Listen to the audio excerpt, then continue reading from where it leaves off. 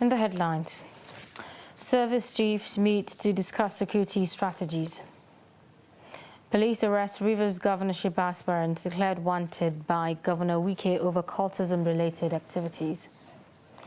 Terrorists release photo of baby born in captivity after Kaduna-Abuja train attack. And Russian missiles injure 10 people during UN chief's visit. Hello and welcome to Trust TV News Update. I am Zainab Bala.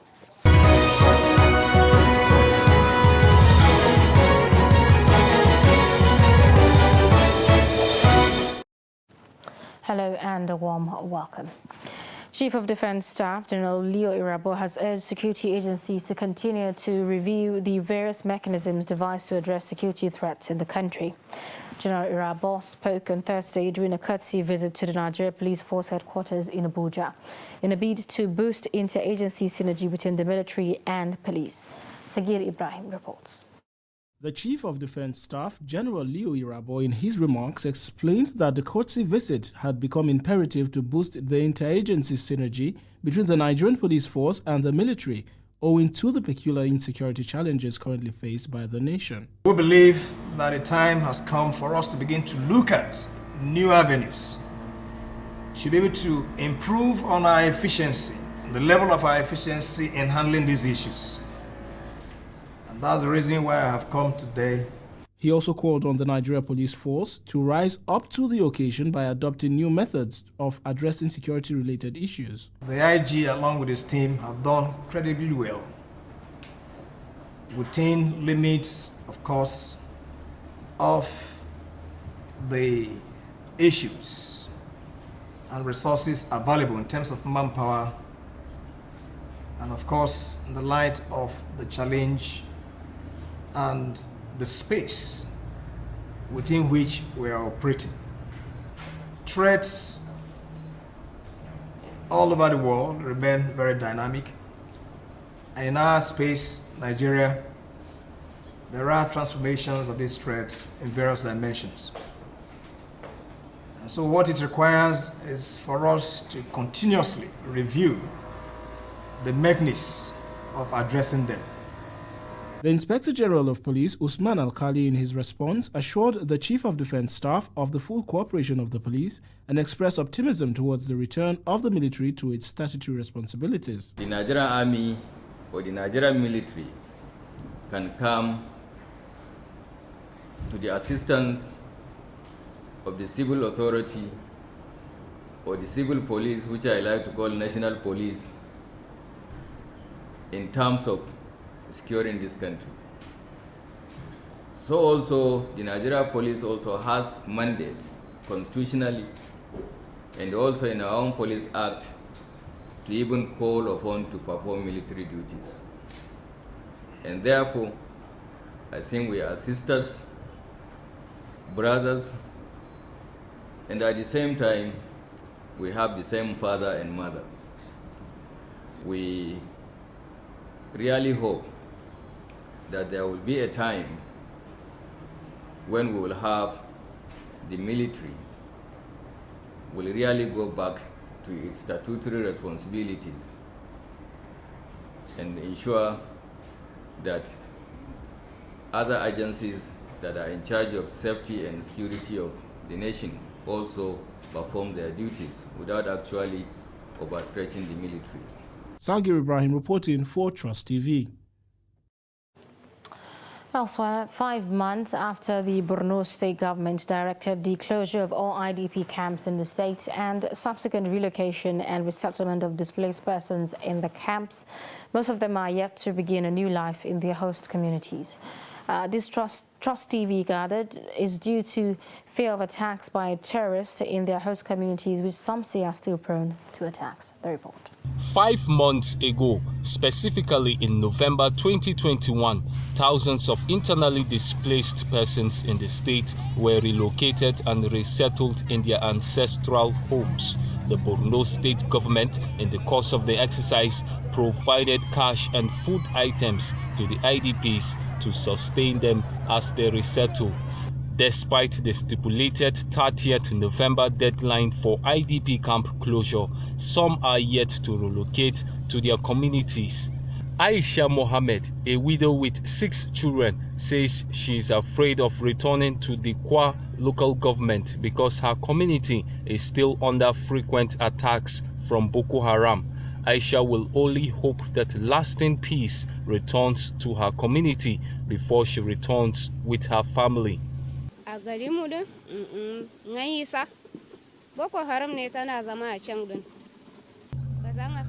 Go back to my village? I can't do such a thing. Boko Haram are in the bush. They still live in my village. That's why I can't go back there. All I want is if the government give us food and let us continue to live here. If we go back, we don't have a place to stay. IDPs of Konduga, Bama, Mafa, Marte, and Monguno have shelter and houses to live in, except Dikwa. Even some who returned came back recently because the town is not safe.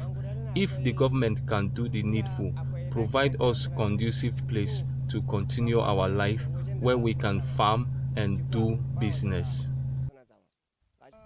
The governor has not yet compensated us to leave the camp, just like other camps were given money and relief materials. When we have these things, who are we to remain here? The state government said it's aware of these threats in vulnerable communities and strongly discourages IDPs to relocate to such places. We have another tool, what we call vulnerability profiling. That one, we are trying to see, we've resettled quite a number of IDPs in different IDP camps in Maiduguri and Jere. So now our concentration, we are doing a lot of follow-ups. So, and from the follow-up, we discovered that there are few settlements that we don't want to encourage, spontaneous settlements as a result of the closure. It's like local integration into the host community, but this is not the one that we want. There are 28 IDP camps in Borno State. So far, more than 90,000 IDPs have been resettled in their communities.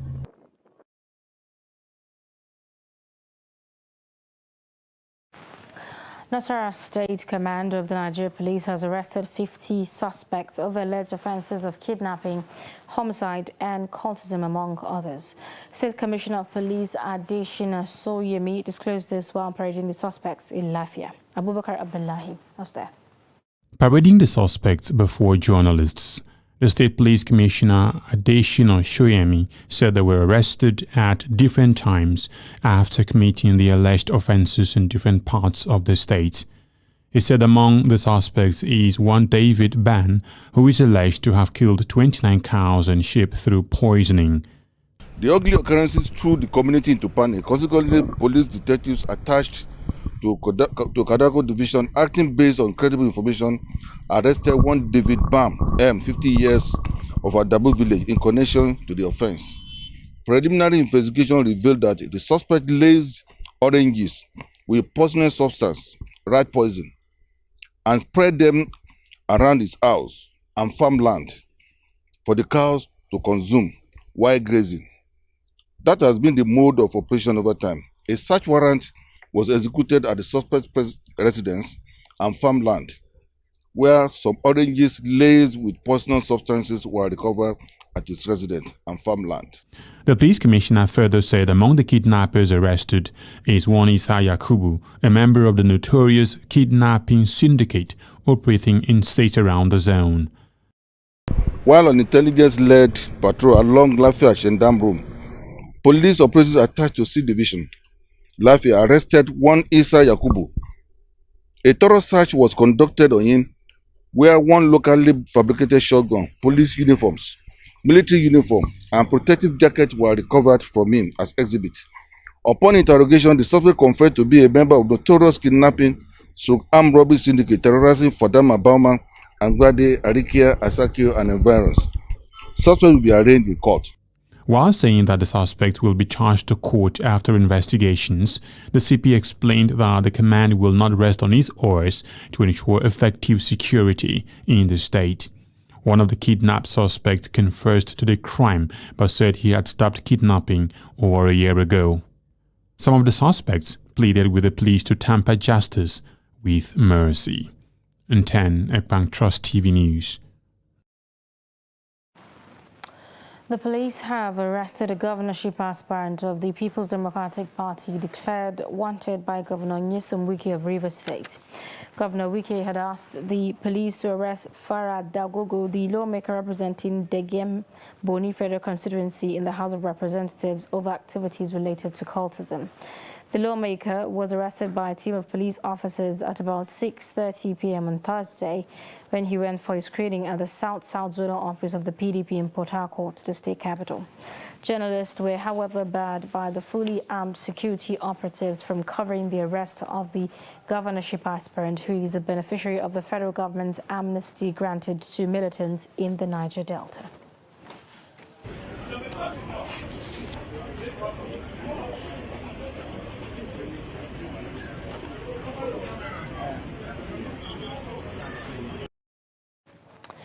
Now, terrorists who abducted passengers of the Abuja-Kaduna-bound train last month have released the picture of a baby born by a woman in captivity. The woman was said to be 8 months pregnant at the time of the abduction. The picture of the baby, released Wednesday evening by terrorists suspected to be a breakaway group of Boko Haram Ansaru, surfaced online. The captors had earlier in the week released the pictures of some captives. You're watching Trust TV News Update. Coming up, how donkey business thrives at Mai Adua Market. Stay with us.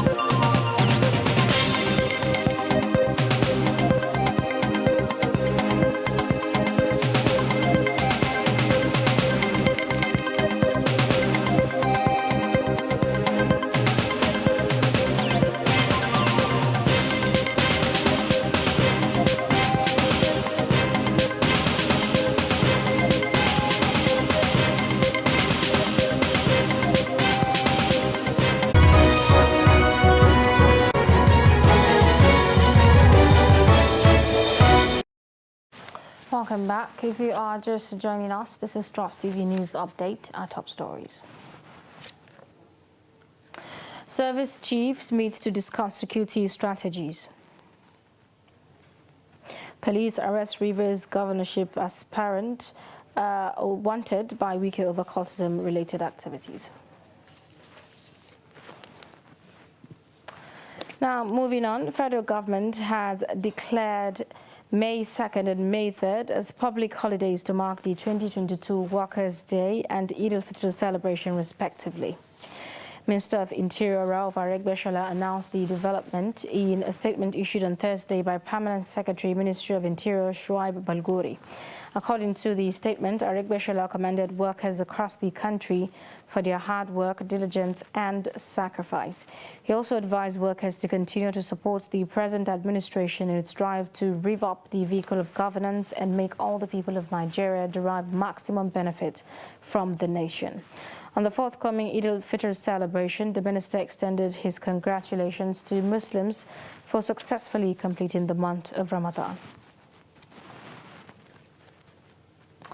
Governor Yahya Bello of Kogi State on Thursday presented his expression of interest and nomination forms to President Muhammadu Buhari at the presidential villa in Abuja.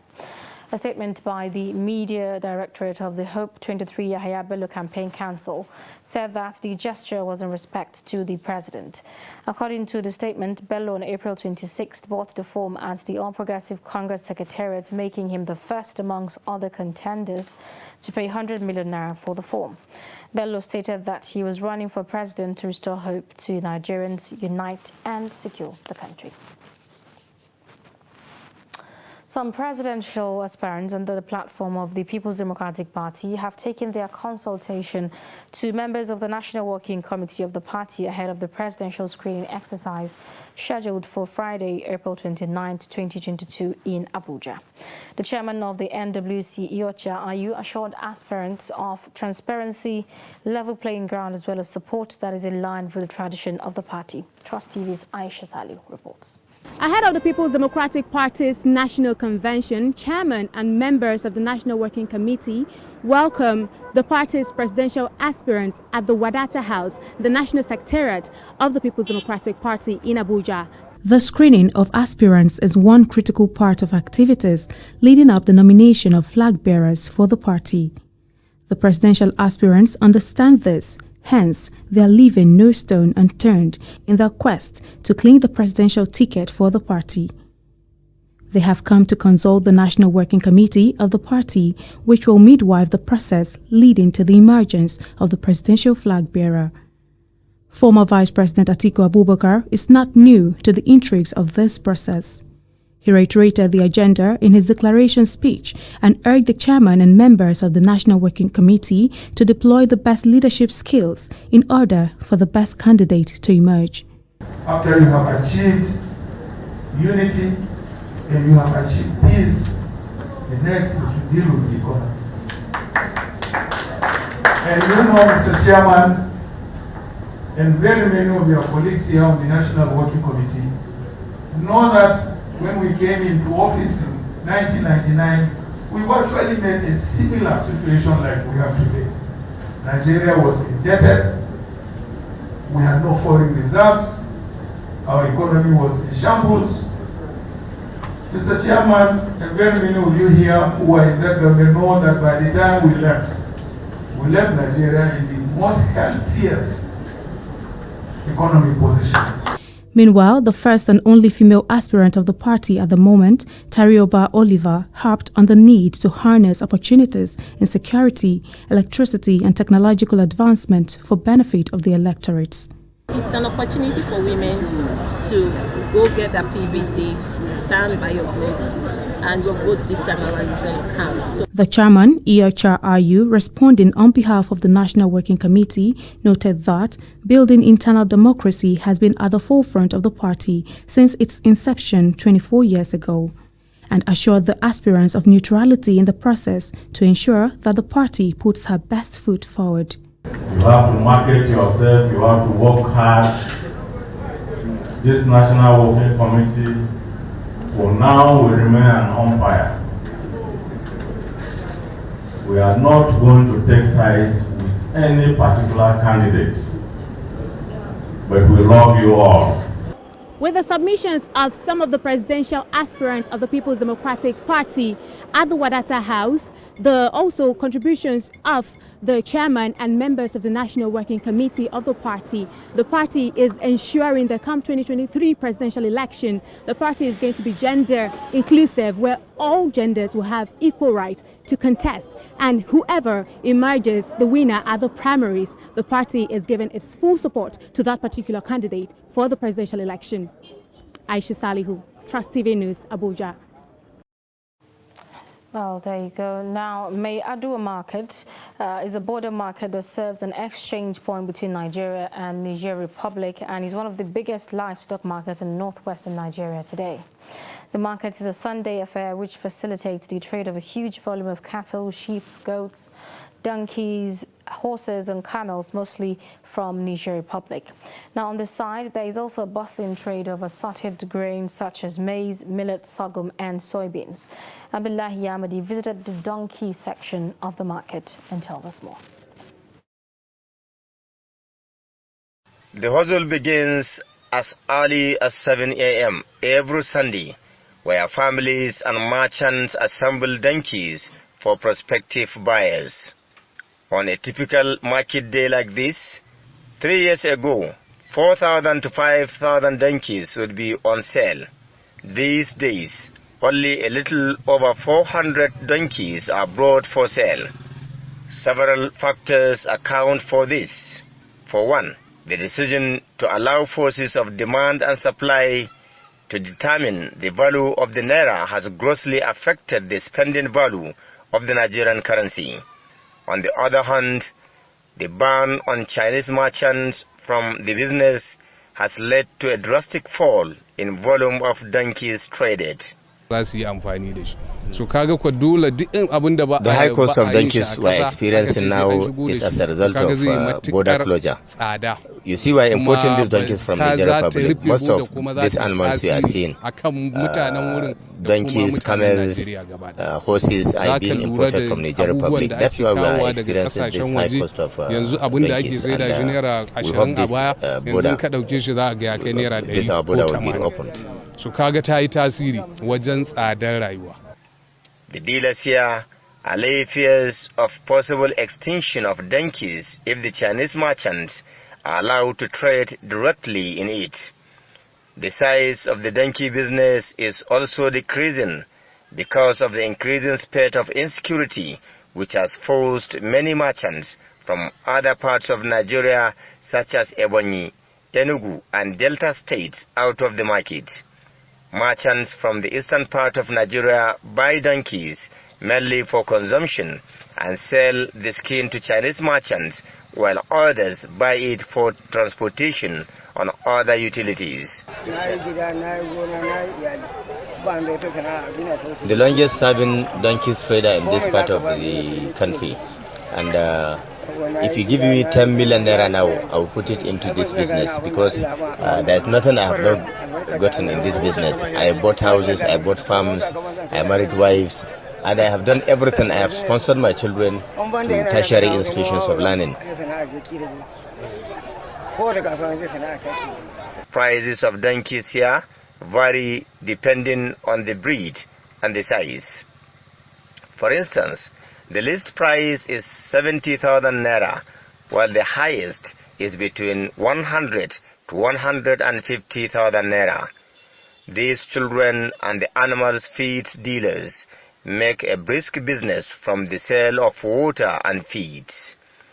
Once it is 4 p.m., people start assembling the donkeys inside these trailers for onward transportation to the southeastern part of Nigeria. The business employs hundreds of people. That is why government is required to protect investment of both donkeys traders and dealers in the sector. Abdullahi Ismayamadi, Trust Television News, Kazana. And in sports, Dutch cyclist Amy Pieters has regained consciousness and can communicate slightly non-verbally 4 months after a crash in training. Pieters suffered severe brain damage after falling during a training camp in Alicante in December. After undergoing surgery, she was put into an induced coma and transferred to a Netherlands hospital in January. In a statement, her team SD Walk said Pieters' condition had changed, but her long-term outlook remains unknown. Alongside Kirsten Wild, Pieters had become the Madison World Champion for a third consecutive year and also won Stage 2 of the Women's Tour in 2021. She also won the Dutch National Road Race and Nokere Koers in Belgium last year. And that's it on News Update. Do not forget to follow us across all our social media platforms. I'm Zainab Bala. Thanks for your time and company.